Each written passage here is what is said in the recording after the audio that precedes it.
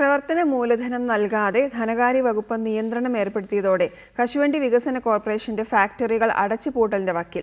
15,000-ഓളം തൊഴിലാളികളാണ് പണിയില്ലാതെ ദുരിതത്തിലായത്. സർക്കാർ അനുവദിക്കുന്ന പണം ക്രമക്കേട് നടത്തി കോർപ്പറേഷൻ മാനേജ്മെന്റ് ചെലവഴിച്ചു എന്ന കണ്ടെത്തലാണ് ധനകാര്യ വകുപ്പ് പ്രവർത്തന മൂലധനം നൽകാതെ നിയന്ത്രണം ഏർപ്പെടുത്താൻ കാരണം. കശുവണ്ടി വികസന കോർപ്പറേഷന്റെ 30 ഫാക്ടറികളും ഒരു മാസത്തിലധികമായി തുറക്കാനാകാത്ത സ്ഥിതിയാണ്. തോട്ടണ്ടി ഇറക്കുമതി ചെയ്യാൻ പ്രവർത്തന മൂലധനം ഇല്ലാത്തതാണ് കാരണമെന്നാണ് കോർപ്പറേഷൻ മാനേജ്മെന്റ് പറയുന്നത്. പ്രവർത്തന മൂലധനം നൽകാൻ ധനകാര്യ വകുപ്പ് തയ്യാറാകാത്തതാണ് കാരണം. 13 കോടി രൂപ കോർപ്പറേഷന് നൽകാൻ മന്ത്രിസഭ തീരുമാനിച്ചിരുന്നെങ്കിലും ധനകാര്യ വകുപ്പ് തടയിടുകയായിരുന്നു.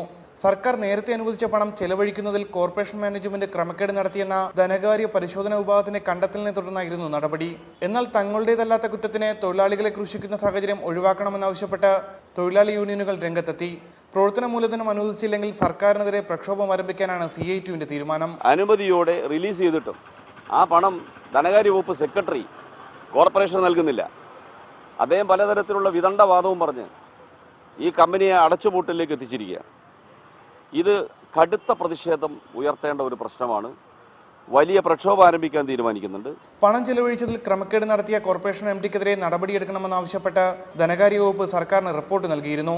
ഇതിന്റെ തുടർ നടപടിയായിട്ടായിരുന്നു പൊതുമൂലധനം നൽകുന്നത് തടഞ്ഞതും. അതേസമയം ധനകാര്യ വകുപ്പിലെ ചില ഉദ്യോഗസ്ഥരുടെ കടുംപിടുത്തമാണ് പ്രവർത്തന മൂലധനം തടയാൻ ഇടയാക്കിയതെന്നാണ് കശുവണ്ടി വികസന കോർപ്പറേഷൻ മാനേജ്മെന്റിന്റെ വാദം. റിപ്പോർട്ടർ, കൊല്ലം.